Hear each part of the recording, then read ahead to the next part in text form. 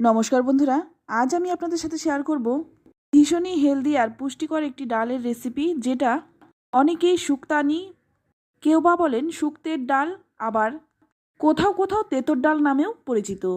তবে যেখানে যে নামেই পরিচিত হোক না কেন, গ্রীষ্মকালে এই ডালটা খেতে কিন্তু ভীষণ ভালো লাগে। যদি সঠিকভাবে রান্নাটা করা যায়, এর স্বাদ আর গন্ধ দুটোই কিন্তু উপভোগ করা যায়। আর রান্নাটা কিন্তু অত্যন্ত সুন্দর। আর ভিডিওটি দেখে যদি ভালো লাগে অবশ্যই বানিয়ে ফেলুন। চলুন তাহলে দেখে নেওয়া যাক। তো প্রথমেই দেখুন, এখানে আমি মটর ডাল নিয়েছি।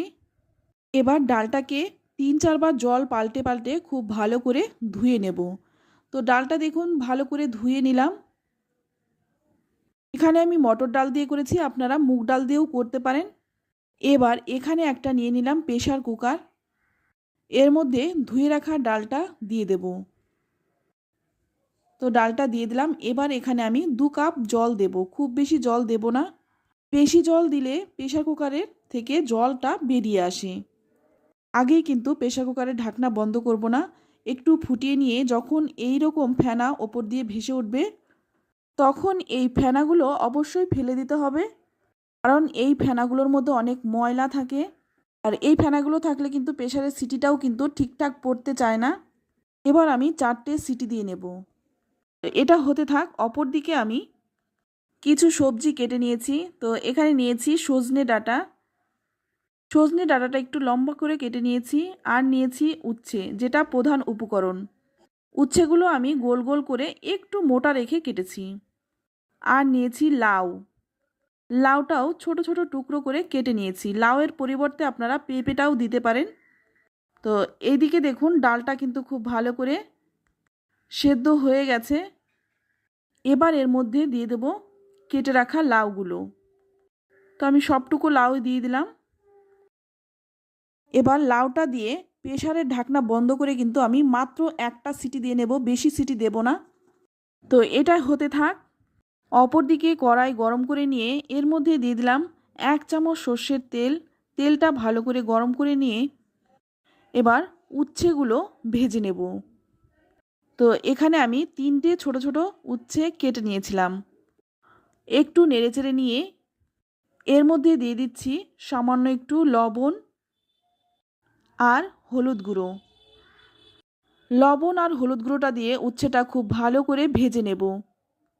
উচ্ছেটা কিন্তু খুব ভালো করে ভেজে নিয়েছি। একদম লাল লাল করে উচ্ছেগুলো ভেজে তুলে নিলাম। এবার ওই কড়াইয়ের মধ্যেই দিয়ে দিচ্ছি আর 1 চামচ সর্ষের তেল। এবার সজনে ডাঁটাগুলোও কিন্তু ভেজে নেব। আপনারা কিন্তু সজনে ডাঁটাটা না ভেজেও দিতে পারেন, তবে ভেজে দিলে আমার মনে হয় স্বাদটা একটু বেশি হয়। তো সজনে ডাঁটাটা একটু নেড়েচেড়ে নিয়ে এর মধ্যে দিয়ে দিচ্ছি সামান্য একটু লবণ। এখানে কিন্তু আমি হলুদ গুঁড়ো দিলাম না। এবার একটু লালচে রং ধরিয়ে দেখুন ভেজে নিলাম। এবার তুলে নিচ্ছি। তো সজনে ডাঁটা আর উচ্ছেটা তুলে নিলাম। আর এদিকে দেখুন, লাউটাও কিন্তু খুব ভালো করে সেদ্ধ হয়ে গেছে। যেহেতু মটর ডাল, তাই ঠান্ডা হওয়ার পরে ডালটা কিন্তু অনেকটাই জমে যাবে। তার জন্য এখানে আমি আরও কিছুটা জল মিশিয়ে নিচ্ছি। এবার খুব ভালো করে জলটা ফুটিয়ে নেব। তো এবার এর মধ্যে দিয়ে দিচ্ছি স্বাদমতো লবণ আর দিয়ে দিচ্ছি সামান্য একটু হলুদ গুঁড়ো। লবণ আর হলুদ গুঁড়োটা দিয়ে খুব ভালো করে এবার মিশিয়ে নেব। তারপর 5-6 মিনিট ডালটাকে ফুটিয়ে নেব। তো ডালটা দেখুন খুব ভালো করে ফুটিয়ে নিলাম। এবার গ্যাসটা বন্ধ করে তবেই কিন্তু আমি ভেজে রাখা উচ্ছে আর সজনে ডাঁটাটা দিয়ে দেব। এটা দিয়ে কিন্তু আর জাল দেব না। এখানে আমি উচ্ছে আর সজনে ডাঁটাটা ভালো করে ভেজে নিয়েছি, তাই সেদ্ধ হওয়ারও কোনো সমস্যা নেই। ঢাকনা দিয়ে ঢেকে রাখছি 10 মিনিটের মতো। অপরদিকে দেখুন, ফোড়নের জন্য নিয়েছি 1 ইঞ্চি আদা গ্রেট করে নিয়েছি, হাফ চামচ মেথি, হাফ চামচ নিয়েছি রাঁধুনি, আর একটা তেজপাতা ছিঁড়ে, আর 4টে শুকনো লঙ্কা। এটা ফোড়নের জন্য। আর এদিকে দেখুন, হাফ চামচ রাঁধুনি আর 1 ইঞ্চি আদা বেটে নেব। এবার ওই কড়াইয়ের মধ্যে দিয়ে দিচ্ছি আরও 2 চামচ সর্ষের তেল। তেলটা গরম হয়ে গেলেই প্রথমেই দিয়ে দিলাম তেজপাতা, তারপর সমস্ত ফোড়নটাই একসঙ্গে দিয়ে দিলাম। 20 থেকে 25 সেকেন্ড ফোড়নটাকে খুব ভালো করে ভেজে নিয়ে এবার গ্রেট করে রাখা আদাটা দিয়ে দিলাম। আর আদাটা দিয়ে কিন্তু আদাটা খুব বেশি ভাজবো না, বেশি ভাজলে আদাটা তেতো লাগতে পারে, তাই হালকা ভেজে নিয়েই ডালটা দিয়ে দিলাম। এবার প্রেসার কুকার ধুয়ে সামান্য একটু জলও দিয়ে দিলাম, তারপর ভালো করে মিশিয়ে নেব। ভিডিওটা দেখে যদি ভালো লাগে এইভাবেই বানিয়ে ফেলুন, খেতে ভীষণ ভালো হয়। আর নতুন বন্ধুরা আমার ভিডিও দেখতে আগ্রহী হলে বেল আইকন সমেত চ্যানেল সাবস্ক্রাইব করে পাশে থাকবেন। এবার এর মধ্যে দিয়ে দিচ্ছি হাফ চামচ চিনি। অনেকেই কিন্তু তেঁতুর ডালে চিনি দেয় না, তবে সামান্য একটু চিনি দিলে কিন্তু মন্দ হয় না। এবার এর মধ্যে দিয়ে দিচ্ছি আদা আর রাঁধুনি বাটাটা। এই আদা আর রাঁধুনি বাটাটা দিলে কিন্তু ডালের স্বাদ আরও দ্বিগুণ বেড়ে যায়। যারা রাঁধুনি বাটা দিয়ে ডাল করেন না তাদের অনুরোধ করব এইভাবে ডালটা একবার বানাতে। আশা করছি আপনাদের ভীষণ ভালো লাগবে।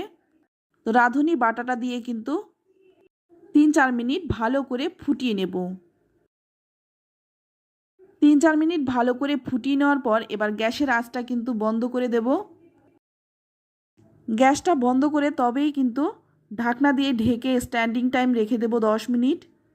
10 মিনিট পর দেখুন নামিয়ে নিচ্ছি। এই ডালটা খেতে ভীষণ ভালো হয় আর খাওয়াও কিন্তু শরীরের পক্ষে ভীষণই উপকার।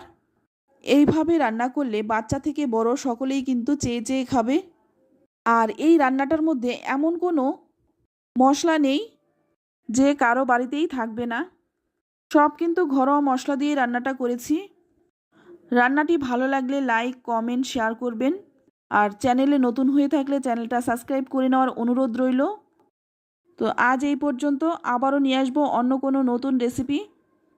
সকলেই ভালো থাকবেন, সুস্থ থাকবেন। ধন্যবাদ।